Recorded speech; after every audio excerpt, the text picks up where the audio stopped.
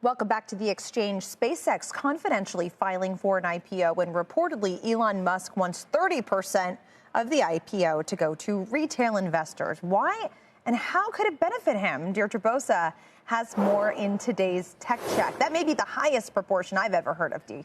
It is. You're right, LP. It is. And you know the space very well. So that 30% number is the one to watch here. In a typical IPO, retail gets 5 to 10%. So Musk wants 3 times the norm. And that framing is that this is about giving everyday investors access. But there's another way to read it. Musk has seen what a loyal retail base can do for him. At Tesla, retail owns about 30% of the stock. They backed his $56 billion pay package after a court struck it down. And then they approved a new one worth up to $1 trillion.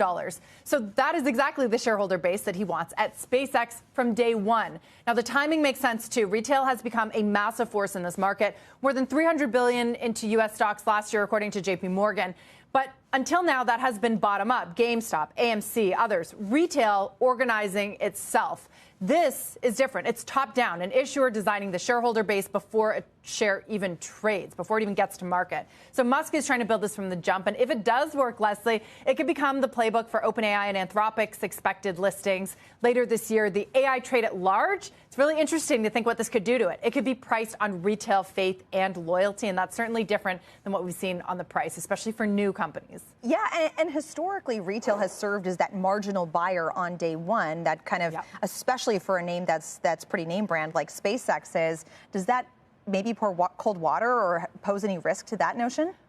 There's a question of whether they can actually fulfill this 30% of such a large listing. But you're right, they've been along for the ride, and this is a fundamental change, right? If you want to allocate 30% to these retail investors, that changes the dynamic, right, of the company, the whole makeup of it. Might be willing to vote more with Elon Musk. So it's really interesting to consider whether it actually happens. Speak to some people who say kind of like, yeah, right, it's going to be hard, or you're going to leave them with the bag if they do that. So we'll see how it all plays out. Yeah, it's definitely an interesting idea. I'm very curious to see how it works, especially on that first day of trading where retail can come in and really make a difference there. Deirdre Bosa, thank you so much.